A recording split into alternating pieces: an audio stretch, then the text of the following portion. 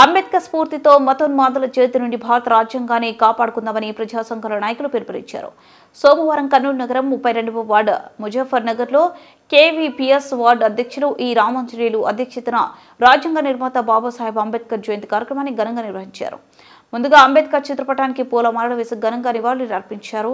అనంతరం ఈ కార్యక్రమాన్ని ఉద్దేశించి కేవీపీఎస్ జిల్లా ఉపాధ్యక్షులు పిఎస్ రాధాకృష్ణ, నగర కార్యదర్శి ఎం భాస్కర్, సిఐటియు నాయకులు కె సుధాకరప్ప, ఐద్వా, డివైఎఫ్ఐ నగర కార్యదర్శులు జి ధనలక్ష్మి, ఎస్ హుస్సేన్ భాషా, కేవీపీఎస్ నగర నాయకులు ఎంసీ ఆనంద్ మాట్లాడారు. కార్యక్రమంలో కేవీపీఎస్ నగర ఉపాధ్యక్షులు ఎంసీ ఆనంద్, సురేష్, ఎం శ్రావణ్ కుమార్, వి చిన్న, ఎం దావిదు, మాధన్న, ప్రసాద్, ఎస్ యుక్తియార్, వెంకటేశ్వర్లు, రాజు, విసన్న, ఖాసిం, ఓబుల్ రాజు, మహిళా సంఘం నాయకులు ఈశ్వరమ్మ తదితరులు హాజరయ్యారు.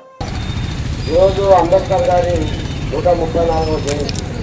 అంబేద్కర్ గారి గురించి ఎంత చెప్పినా తక్కువే, దాదాపు అందరికీ తెలిసే ఉంటుంది. ఈరోజు భారతదేశం ముందున్న కానీ భారతదేశంలోన అణగారిన వర్గాలు, ఆర్థికంగా అణగారిన వర్గాలు, సామాజిక సమస్యలతోన సతమతమవుతున్న వర్గాలు ఉంటున్నాయంటే ఆయన ఆ రోజు రాజ్యాంగాన్ని రాశాడు.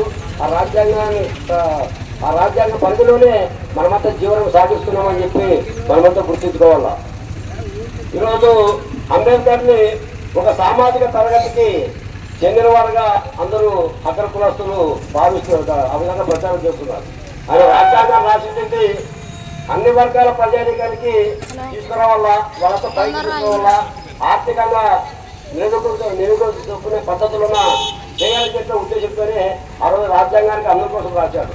మరి అటువంటి రాజ్యాంగాన్ని, ఆ రాజ్యాంగం ఉంది కాబట్టి మనమంతా జీవిస్తున్నాం. అటువంటి రాజ్యాంగానికి ఈరోజు చూటుకొచ్చే పద్ధతిలోన, అంటే రాజ్యాంగం విలువల్ని నాశనం చేసే పద్ధతిలోన ఈరోజు పాలక పార్టీలు వాళ్ళ పరిపాలన కొనసాగిస్తున్నారని చెప్పి ఈ సందర్భంగా గుర్తించాలి. ఎందుకోసము ఈరోజు బీజేపీ వచ్చిన తర్వాత గతంలో కాంగ్రెస్ వాళ్ళు కూడా ఏదో రాజ్యాంగం పైన గౌరవం లెక్క కొంచెం నటించినారు. కానీ బీజేపీ వాళ్ళు పూర్తిగా ఈ రాజ్యాంగాన్ని మార్చేసేయాలా. ఈరోజు అంబేద్కర్ అంటే ఈరోజు బీజేపీ వాళ్ళకి కానీ ఆర్ఎస్ వాళ్ళకి కానీ ప్రేమ లేదు. ఏదో అంబేద్కర్ జయంతి కాబట్టి ప్రజల్లోన ఆయనకి ఒక రకంగా ప్రజలు అభిమానిస్తున్నారు, ఆదరిస్తున్నారు.